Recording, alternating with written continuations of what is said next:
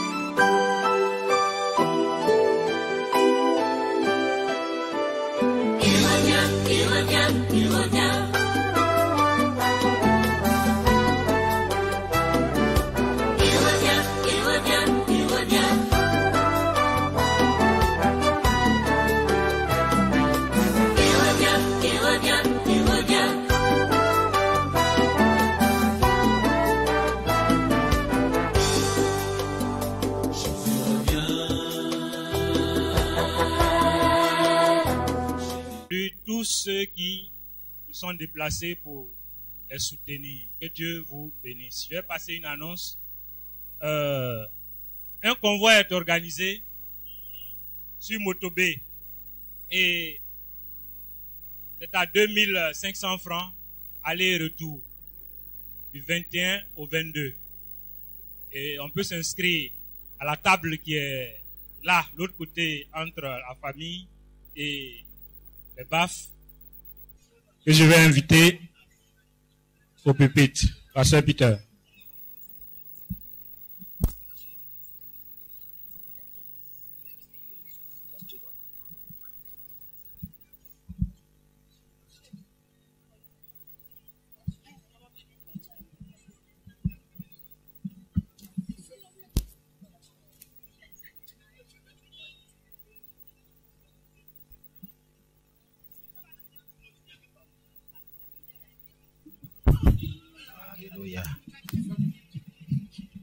Voilà Jésus. Je vous salue dans le précieux nom de notre Seigneur Jésus. Nous allons prier. Notre Dieu, notre Père, nous te rendons toute la gloire. Nous te disons merci pour ce moment que nous avons d'être devant ta présence. Nous te disons merci de ce que tu demeures toujours le même. Tu es celui-là qui console. Tu es celui-là qui protège. Et nous croyons que tu as veillé sur chacun de nous. Que ton nom soit béni. Nous sommes là devant toi pour t'entendre nous parler. Nous sommes là pour recevoir tes conseils et aussi tes avertissements. Je voudrais, dans le nom de Jésus, te confier la famille Eyemon et leurs proches, que tu les soutiennes en pareille circonstance, dans le nom de Jésus. Que toute la gloire te revienne. Je voudrais ce soir m'effacer afin que tu puisses nous parler. Merci pour ce que tu as comme message pour chacun de nous ce soir. Que ton nom soit béni au nom de Jésus. Amen et Amen. Soyez bénis. L'Église protestante évangélique missionnaire, par ma voix, vous adresse ses condoléances à toute la famille Eyemon. Que la paix du Seigneur soit avec vous. Que la la grâce du Seigneur vous soit donnée de la part de Dieu et de notre Seigneur Jésus. Ce moment est un moment important, un moment capital pour chacun de nous. Vous qui êtes présents dans cette veillée, c'est un moment solennel dans lequel nous tous, nous devons prêter une oreille attentive à celui-là qui est la résurrection et la vie. Celui-là qui est le chemin, la vérité et la vie. Je suis venu ce soir, bien-aimé. Je suis venu de la part de Dieu, notre Créateur, vous adresser de façon solennelle son message. Oui, chers frères et sœurs, chers parents, chers amis, je suis venu vous délivrer le message de Dieu. Et ne permettez pas moi ce soir de vous abuser, mais que Dieu, dans toute sa grâce, me donne la force de vous dire exactement ce qu'il a déposé dans mon cœur pour chacun de vous. Veillez ce soir, chers amis, chers frères et sœurs, séchez vos larmes. Vous comprendrez pourquoi je dis cela. La Bible déclare dans Jean chapitre 3, le verset 16, car Dieu a tant aimé le monde qu'il a donné son Fils unique afin que quiconque, c'est-à-dire vous et moi, quiconque croit en lui ne périsse point, mais qu'il ait la vie éternelle. De nombreuses personnes marchent dans ce monde d'une façon insouciante. Elles ne pensent pas à ce qui arrivera dans l'avenir.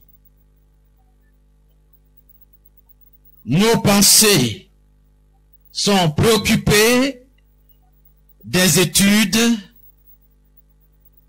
de nos affaires, de nos enfants, du manger et du boire.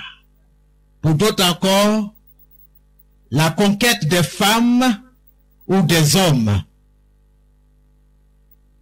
Quelqu'un a dit que toute la vie n'est qu'une préparation à la mort. Parallèlement à cette pensée, la Bible, je dis bien la Bible, la parole de Dieu, dans le psaume 89, le verset 49, dit ceci et je cite: y a-t-il un homme qui puisse vivre sans voir la mort, qui puisse sauver son âme du séjour des morts? Qui peut vivre sans mourir un jour? Qui peut échapper au monde des morts? Ce sont des phrases d'interrogation. Il a été dit que la chose certaine, sûre de la vie était la mort.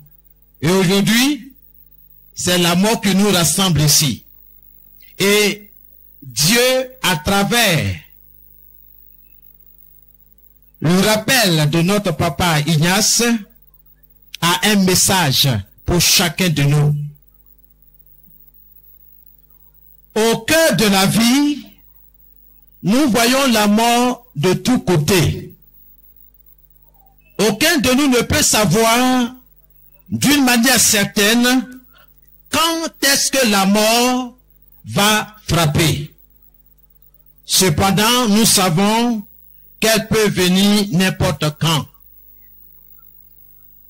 Bien-aimés, quoi que nous fassions ou essayons de faire, la fin est toujours la même. Il est écrit dans la parole de Dieu, dans Hébreux chapitre 9, le verset 27, il est réservé aux hommes, à vous et à moi, comme papa Ignace, de mourir une seule fois. Une seule fois.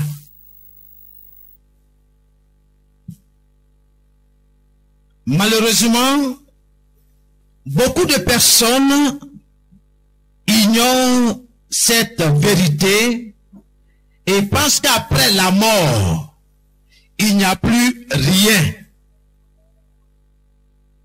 Il n'y a plus d'espérance.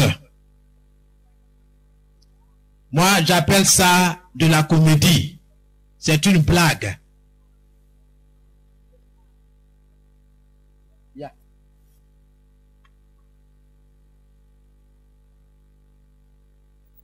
Cependant, la Bible, la parole de Dieu, certifie, déclare que nous avons une âme immortelle, que votre âme est immortelle et vivra pour toujours.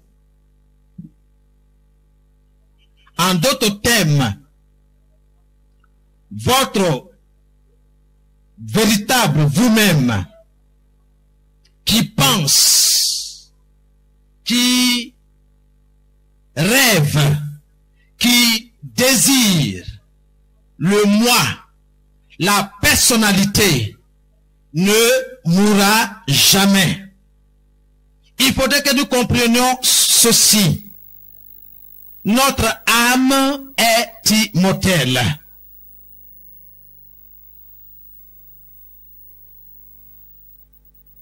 Il est réservé aux hommes de mourir une seule fois. Nous parlons de la mort. Qu'est-ce que la mort? La mort physique, bien sûr. C'est de ça il s'agit. La mort physique, qu'est-ce que c'est? Bien-aimé, la mort physique n'est pas la cessation de l'existence consciente de notre personnalité. Ce n'est pas la fin totale de notre existence consciente de notre âme. La mort physique, c'est le terminus.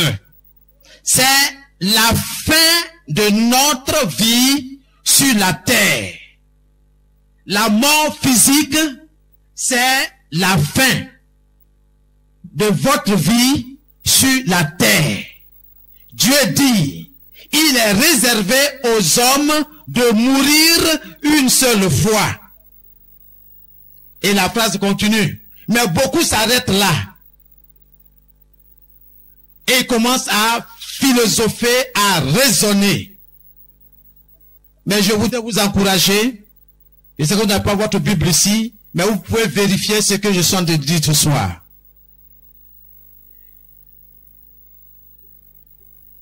la Bible dit qu'après cela, il y a une autre vie, la vie éternelle, qui nous attend auprès de Dieu. La vie éternelle, qui nous attend auprès de Dieu, au ciel, où il ne faut pas l'omettre. N'ayez pas peur. Beaucoup ne veulent pas attendre ce message, mais je suis là ce soir pour livrer entièrement le conseil, le message de Dieu. Si cela doit vous mettre mal à l'aise, je vous demande pardon, mais je dois continuer de livrer ce message. Une vie, la vie éternelle, nous attend auprès de Dieu, au ciel, ou loin de Dieu, à l'enfer.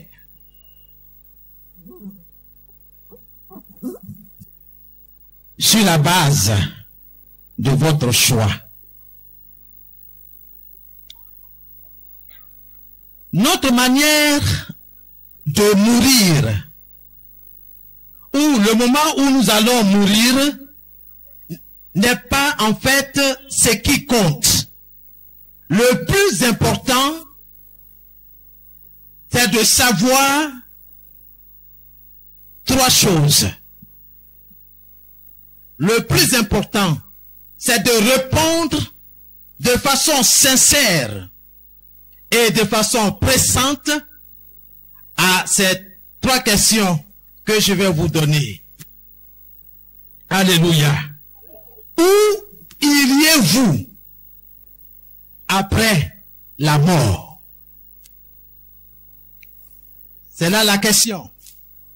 Où iriez-vous après la mort? Où seriez-vous après la mort? Et troisièmement, où passerez-vous l'éternité? C'est de ça il s'agit. Dieu veut que vous et moi, nous nous préparions en conséquence. Il ne faut pas attendre la dernière minute.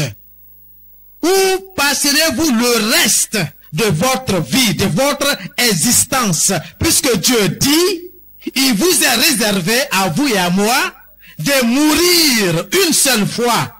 Après quoi vient le jugement. Et nous avons ce message-là en nous. Mais nous faisons des efforts, des acrobaties pour ignorer cela par toutes sortes de divertissements.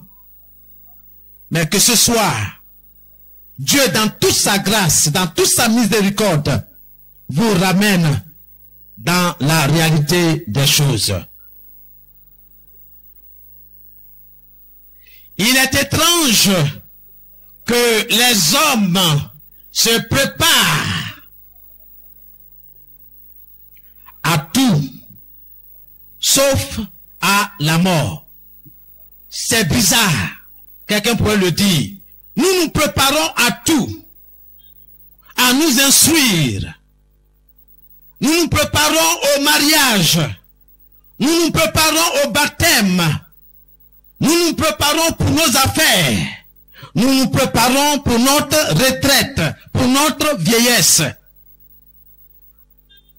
Nous nous assurons auprès des compagnies d'assurance, au point que nous parlons d'assurance vie.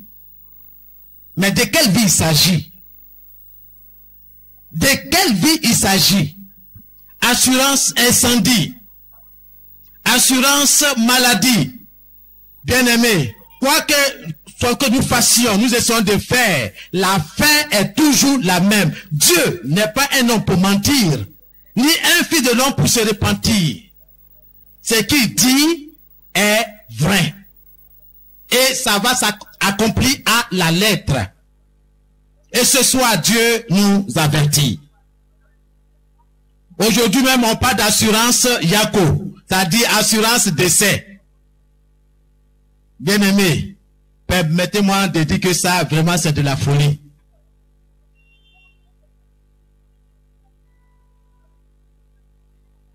Même notre voiture est assurée. Mais ce soir, Dieu te pose la question, es-tu toi-même assuré pour la vie éternelle?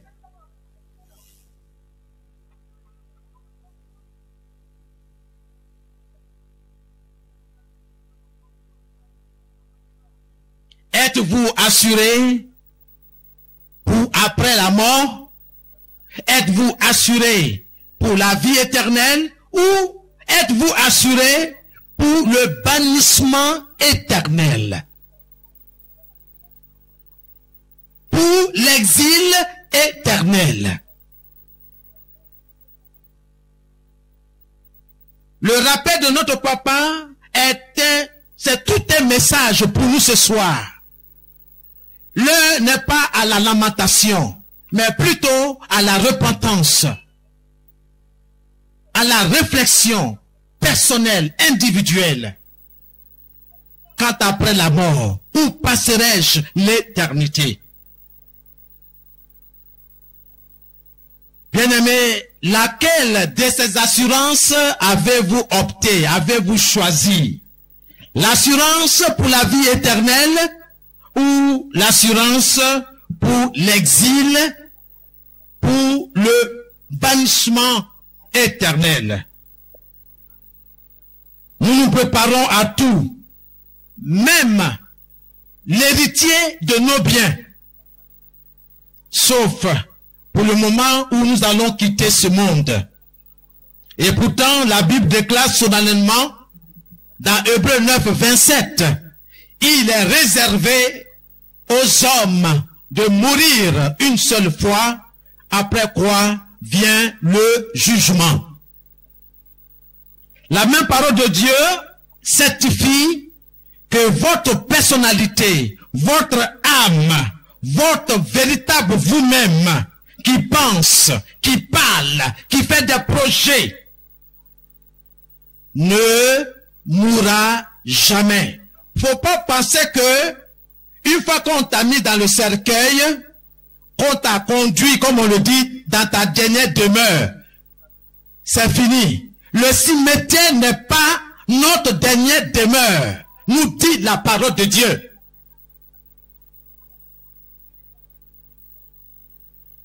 La parole de Dieu enseigne que votre âme est éternelle. Vous qui m'écoutez ce soir, vous écoutez la parole de Dieu, vous êtes immortel. Simplement, vous êtes dans un corps, dans une enveloppe physique. Sinon, vous êtes indestructible. Il n'y a que Dieu qui peut détruire l'âme de l'homme. C'est pourquoi tu dois craindre Dieu. Tu dois prendre au sérieux son avertissement. Souvent nous pensons que c'est les autres qui meurent. Non. Leur mort est un message pour nous, pour dire, apprêtons-nous, apprête-toi. Alléluia. Bien-aimés, votre âme vivra après votre mort dans l'un des deux endroits. Le ciel, ou, ils aiment pas ça. Il veut que l'homme de Dieu dise le ciel, le paradis. Non, le ciel ou l'enfer. La Bible en parle et je dois en parler. Si ça doit mettre mal à l'aise beaucoup d'entre nous, mais il le faut. Je souhaite que vous soyez sauvés ce soir. Si vous n'êtes pas chrétien, si vous n'êtes pas né de nouveau, si vous n'avez jamais accepté Jésus-Christ comme votre sauveur et Seigneur, je ne parle pas le fait d'aller à l'église, c'est pas de ça il s'agit. Accepter Jésus comme son sauveur et Seigneur et vivre sous sa seigneurie. Quand on dit Jésus est Seigneur, ça veut dire que Jésus est mon patron. Donc, je ne fais pas ce que je veux. Je ne mène pas la vie que je veux. Je mène la vie selon Dieu. Et Dieu te donnera la force pour mener cette vie-là. Alléluia. Que Dieu vous bénisse. Bien-aimé, si Jésus-Christ n'est pas ton sauveur et ton Seigneur, la Bible, la parole de Dieu déclare, pas moi, que votre âme, votre personnalité ira immédiatement après votre mort dans un endroit que Jésus-Christ de Nazareth appelle le séjour des morts, ou encore la maison des morts, ou encore la demeure de ceux qui sont morts. Alléluia.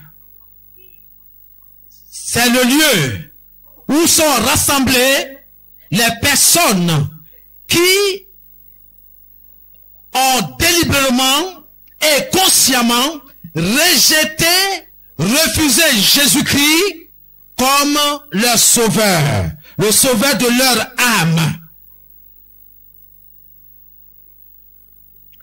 Dans ce lieu, dans le séjour des morts, des personnes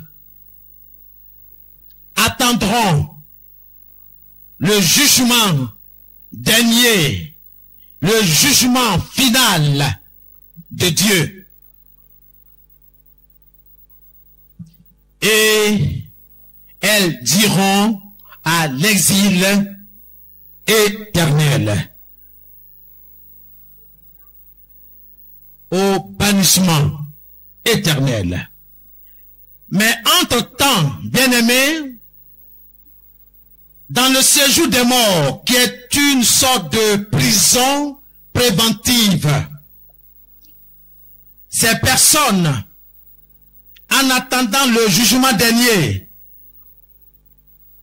souffriront atrocement, je pèse bien mes mots, terriblement dans cet endroit.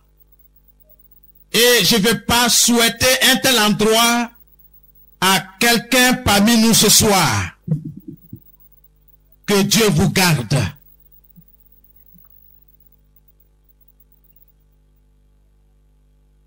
Bien-aimés, je n'invente rien.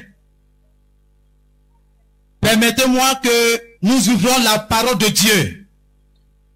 Parce que Jésus, dans Luc, au chapitre 16, a raconté une histoire. S'il y a quelqu'un qui est bien placé pour parler de l'au-delà, parce que je suis encore jeune, je ne suis pas encore mort, mais s'il y a quelqu'un qui est bien placé pour parler de la vie de l'au-delà, c'est bien Jésus. Alors, nous allons écouter cette histoire, cette parabole du mauvais riche et du pauvre Lazare. Mais je voulais lever une équivoque, il ne s'agit pas ici de la richesse. Mais les deux hommes ont fait un choix. Et ce soir, tu dois faire un choix. Nous écoutons la parole de Dieu. Je lis la parole. Luc 16, du verset 19 au verset 30. Parabole du mauvais riche et du pauvre Lazare. Il y avait un homme riche qui était vêtu de pourpre et de fin lin, et qui chaque jour menait joyeuse et brillante vie. Un pauvre nommé Lazare était couché à sa porte, couvert d'ulcères, et désireux de se rassasier des miettes qui tombaient de la table du riche. Et même les chiens venaient encore lécher ses ulcères. Le pauvre mourut, et il fut porté par les anges dans le sein d'Abraham. Le riche mourut aussi, et il fut enseveli. Dans le séjour de mort, il leva les yeux, et, tandis qu'il était en proie au tourment, il vit de loin Abraham, et Lazare dans son sein. Il se cria, « Père Abraham, aie pitié de moi, et envoie Lazare pour qu'il trempe le bout de son doigt dans l'eau et me rafraîchisse la langue, car je souffre cruellement dans cette flamme. » Abraham répondit, « Mon enfant, souviens-toi que tu as reçu tes biens pendant ta vie, et que Lazare a eu le mot pendant la sienne. Maintenant, il est ici consolé, et toi tu souffres. D'ailleurs, il y a entre nous et vous un grand abîme, afin que ceux qui voudraient passer d'ici vers vous, ou de là vers nous, ne puissent le faire. Le riche dit, je te prie donc, Père Abraham, d'envoyer Lazare dans la maison de mon père, car j'ai 5 frères. C'est pour qu'il leur atteste ces choses, afin qu'ils ne viennent pas aussi dans ce lieu de tourment. Abraham répondit, ils ont Moïse et le prophète, qui les écoutent. Et il dit, non, Père Abraham, mais si quelqu'un de mort va vers eux, ils se repentiront. Verset 31. Et Abraham lui dit, s'ils n'écoutent pas Moïse et le prophète, ils ne se laisseront pas persuader quand même quelqu'un de mort ressusciterait. Amen. Amen. Voici un homme insouciant. Il a passé toute sa vie, comme on le dit en bon ivoirien, yé vivé. Il a complètement ignoré son créateur, Dieu. Là où tu es assis, Dieu t'a donné le temps. C'est ton temps. Fais ce que tu veux. Mais sache, la Bible dit qu'un jour, ton créateur t'appellera en jugement. Tu vas rendre compte de la gestion de cette vie que Dieu t'a donnée. Il est temps que nous pensions à Dieu. Il est temps que nous retournions à notre créateur. Voici cet homme qui ne croit pas la vie après la mort. Il pense qu'après la mort, c'est fini, il n'y a rien. Il s'est entouré de toutes sortes de philosophies. C'est Jésus qui raconte cette histoire pour nous prévenir, pour nous mettre en garde. La Bible dit, Lazare était mort et les anges le transporta dans le sein d'Abraham, dans le paradis. Alléluia. La même Bible nous dit, le riche mourut et fut enterré, fut enseveli. Aucun ange ne s'est présenté. Ça veut dire quelque chose. Amen. Amen. Jésus s'adressait aux Juifs. Le nom Lazare signifie beaucoup de choses parce que les Juifs pouvaient comprendre. Lazare, c'est Éléazar qui veut dire Dieu est mon aide. Donc cet homme avait pour aide Dieu. Il marchait avec Dieu. Alléluia. Quand bien même qu'il était un pauvre pécheur, il marchait avec Dieu. En dépit de la maladie, il aimait Dieu. Mais cet homme, si vous lisez bien l'évangile, il occupait toute la scène à lui seul. Il se souciait même pas même du pauvre qui était couché à sa porte, désireux de manger les miettes qui tombaient de sa table. Tellement la méchanceté a rempli son cœur. Il y a des choses qui peuvent nous empêcher d'entrer dans le royaume de Dieu. Nous devons faire attention. La Bible en parle. Je vous encourage, procurez-vous la parole de Dieu et lisez la parole de Dieu. Sortez vos Bibles de vos bibliothèques. N'attendez pas le jour de Pâques, Noël et les autres fêtes chrétiennes pour dépoussiérer vos Bibles. Vous devez lire la parole de Dieu chaque jour avec votre famille, afin de vous préparer en conséquence pour ce grand départ. Alléluia. Alléluia. Le mauvais riche, la Bible dit au verset 24, en proie au tourment, on dit il était dans le séjour des morts. Vous me comprenez? Elle dit il leva les yeux vers Dieu, bien sûr. Abraham joue le rôle de Dieu ici. Soyez certains que la réponse que donne Abraham sera celle de Dieu. Il dit, mon enfant, souviens-toi, pour dire que après la mort, nous serons confrontés à la réalité des souffrances dont Jésus parle. Et ce n'est pas pour 1 minute, ce n'est pas pour 1 heure, mais c'est pour l'éternité. C'est pourquoi tu dois te préparer en conséquence. Faut pas attendre les derniers jours pour dire, ah les frères, venez prier pour moi. Non, après la mort, c'est fini. Aucune prière. Aucune prière. C'est pas moi qui le dis. La Bible le dit, vous l'avez entendu. Cet homme a essayé d'intercéder en disant à Abraham de dire à Lazare de descendre sur terre pour avertir ses parents, pour certifier que le séjour des morts, cet endroit terrifiant, existe bel et bien, qui ne viennent pas ici. Mais mon ami, il n'y a pas de retour. Si nous sommes partis, nous sommes partis. Alléluia. Le choix commence ici-bas. Pendant que vous êtes vivants.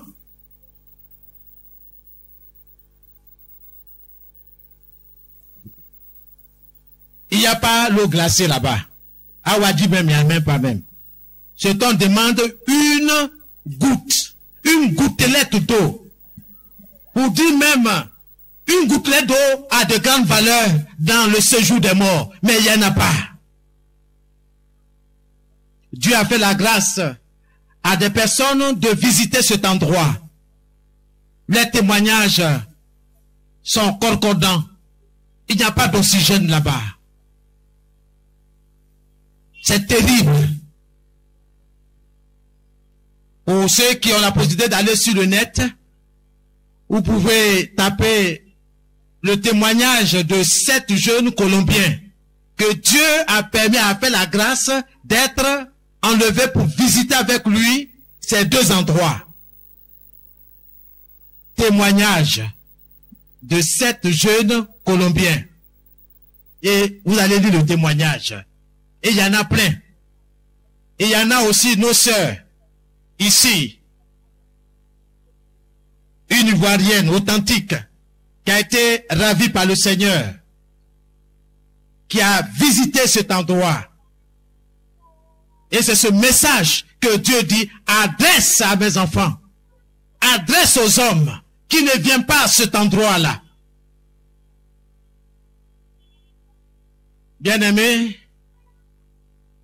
nous attendons dire que tout le monde sera sauvé, que Dieu n'enverra personne en enfer, que Dieu n'exclura personne de son royaume, car il est amour, il est compatissant, il est miséricordieux. Oui, il est tout ça. Il est tout ça.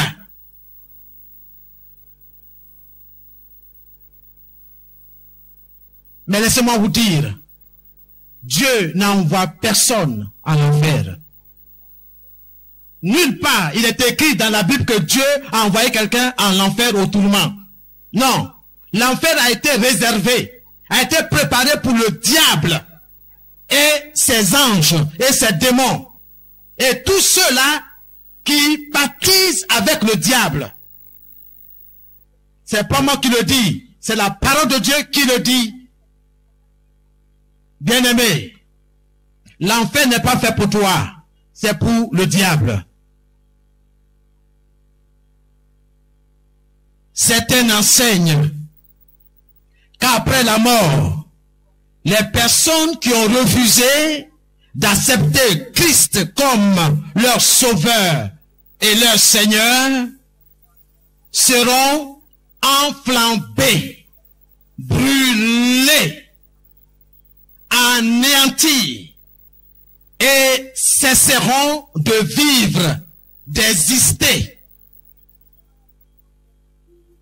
En cherchant dans la parole de Dieu, dans la Bible, du commencement à la fin, du livre de Genèse à l'Apocalypse, je n'ai trouvé nulle part un seul passage de l'écriture, de la parole de Dieu, qui soutienne ces affirmations. Cependant, la Bible déclare, sauvé ou non, il y a une existence consciente et éternel de l'âme, de la personnalité. D'autres enfin enseignent et disent qu'après la mort, qu'il y aura une seconde possibilité d'échapper au feu de l'enfer, d'échapper au jugement dernier, une seconde possibilité de salut, que Dieu accordera une seconde chance aux personnes qui ne se sont pas repenties de leurs péchés pendant qu'elles étaient en vie sur la terre. Ou encore,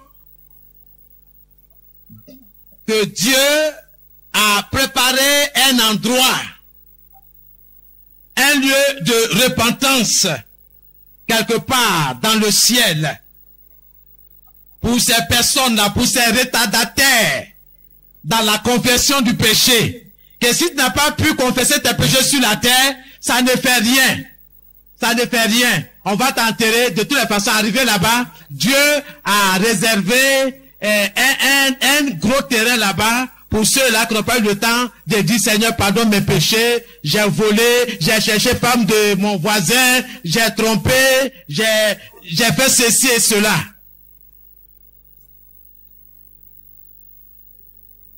Alléluia. Le mot chance n'est pas dans le vocabulaire de Dieu. Fouillez dans votre Bible. Fouillez dans votre Bible. Je ne suis pas caché, je suis là. Fouillez. Le mot chance n'existe pas dans le langage de Dieu. Si toutes ces affirmations étaient vraies, la Bible, la parole de Dieu, y ferait allusion. Au contraire, les avertissements de Dieu sont nombreux. C'est à cause de ces avertissements que beaucoup d'entre nous ne lisent pas la Bible. Ils disent non, moi je ne vais pas attendre parler de l'enfer, du péché, je vais mener ma vie comme bon me semble. Quand je serai vieux, là, je vais prendre la route de la maison de Dieu. Mon ami, c'est pas de ça il s'agit. Donne ta vie à Jésus. Pendant que tu es vivant. Car tu ne sais pas à quel moment la mort va frapper. Les avertissements de Dieu sont nombreux. Dans Galates 6, le verset 7, la Bible dit, ne vous y trompez pas. On ne se moque pas de Dieu. Ce qu'un homme, une femme aura semé, il le moissonnera. La Bible dit également dans Hébreux 9, 27, il est réservé aux hommes, à vous et moi, de mourir une seule fois, après quoi vient le jugement. Et dans le livre de Amos, chapitre 4, le verset 12, il est écrit, prépare-toi à la rencontre de ton Dieu. Il y a quelqu'un qui t'a créé et il te dit ce soir, prépare-toi à sa rencontre. Prépare-toi à la rencontre de ton Dieu. Combien d'entre nous se préparent à rencontrer Dieu?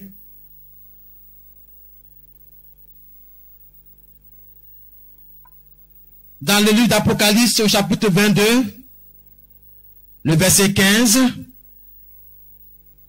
je lis et je cite la parole. Il est dit, dehors, les chiens. Ça veut dire quoi? Ceux qui vivent n'importe comment. Jésus dit, dehors, de telles personnes n'entreront pas dans le royaume de Dieu. Dehors, les enchanteurs, c'est-à-dire qui? Les magiciens, les sorciers. Dehors, les impudiques, les gens immoraux. Les impudiques, c'est qui? Les célibataires qui ne sont pas mariés conformément à la parole de Dieu, qui ne prennent pas la femme comme il se doit, qui couchent n'importe comment, nous dit non, je suis libre. Mais Dieu dit, il jugera les impudiques. Ce sont des choses, ces choses-là qui conduisent beaucoup tout droit à l'enfer. Les idolâtres, ceux qui adorent les faux dieux et les menteurs, il y en a plein. C'est pourquoi la Bible dit, nous devons nous repentir. La Bible dit, voici maintenant le temps favorable, le jour du salut. Où passerez-vous l'éternité? Jésus a enseigné que le destin, le sort de toute personne est définitivement scellé, fixé dès l'instant qu'elle est déclarée morte. Dès que vous êtes déclaré cliniquement morte, c'est terminé. Aucune prière, aucune intercession n'affectera votre destinée dans l'au-delà. C'est maintenant. C'est votre prière à Dieu. Comme cet homme, empereur autrement, qui criait à Abraham, aie pitié de moi. C'est maintenant qu'il faut demander Dieu de vous sauver. La Bible déclare, il n'y a de salut en aucun autre. Il n'y a sous le ciel aucun autre homme.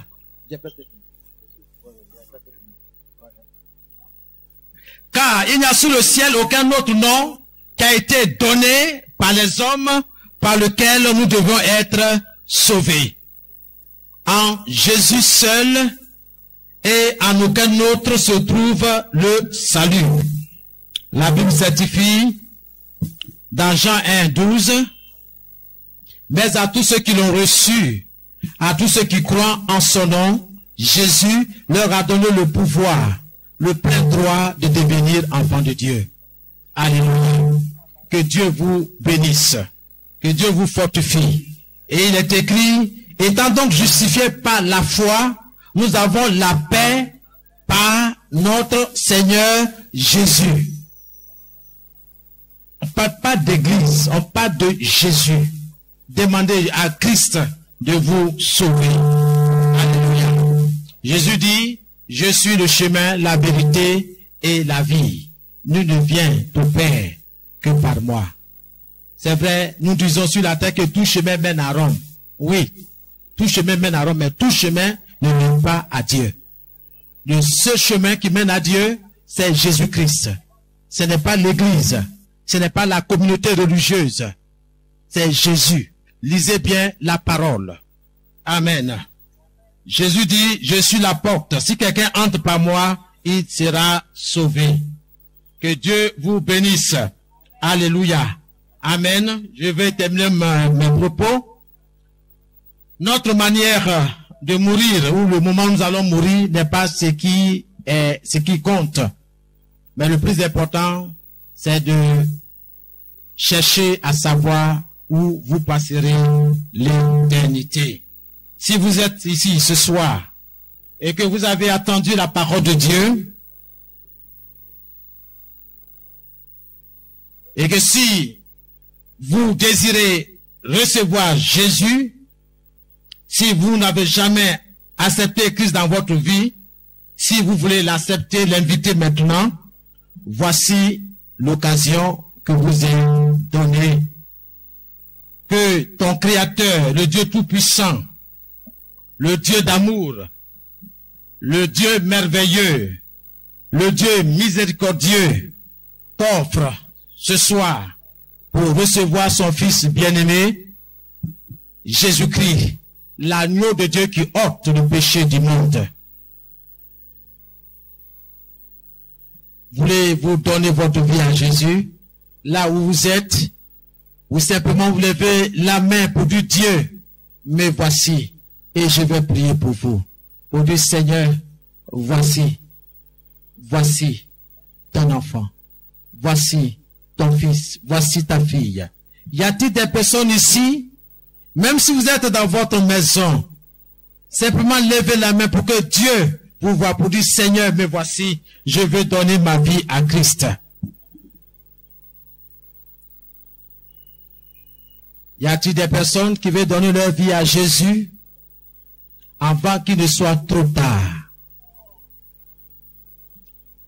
Je ne vous demande pas d'aller à l'église. Je dis de venir à Jésus, là où vous êtes, pour dire, Seigneur, me voici. Je vais donner ma vie à Christ. Je vais ranger ma vie. Y a-t-il des personnes? Que Dieu te bénisse. Que Dieu te bénisse. Tu vas te tenir debout là où tu es. Tu vas vous tenir debout là où vous êtes. Que Dieu se souvienne de vos doigts. Tenez-vous debout, oui. Tenez-vous debout. C'est par la foi. La terre va pas trembler. J'ai fini. Simplement, vous répétez après moi, si vous êtes d'accord. C'est par la foi. Vous dites, Seigneur Jésus. Vous répétez. Me voici tel que je suis, sans rien à moi. Seigneur, j'ai entendu ta parole. Je te demande pardon pour tout péché que j'ai commis contre toi. Je te demande pardon ce soir. Je t'invite dans ma vie. Viens, Seigneur. Assieds-toi dans ma vie. Dirige ma vie. Dans le nom de Jésus. Pardonne-moi, Seigneur. Efface mes transgressions. Au nom de Jésus. Amen. Je prie pour vous. Seigneur, voici toutes ces personnes qui ont répondu à ton appel. Et je crois qu'il y en a d'autres, notre Dieu, qui vont te prier ce soir dans leur chambre, dans leur maison. Seigneur, souviens-toi, exauce les prières dans le nom de Jésus que j'ai prié. Amen. Père, je te recommande la famille Yémon, cette famille éplorée, que tu la fortifies et que tu la gardes et que tu gardes tous ces enfants au nom de Jésus. Et que le départ au village, Seigneur, soit un départ paisible dans le nom de Jésus. Et que, Seigneur, tu les escortes et qu'ils arrivent sains et saufs au village au nom de Jésus. Que Dieu vous bénisse. Amen et Amen.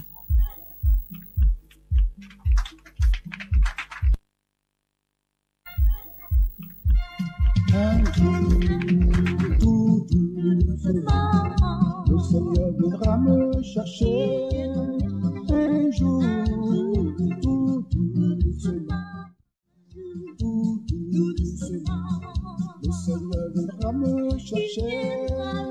Un jour, tout doucement, le Seigneur viendra me chercher.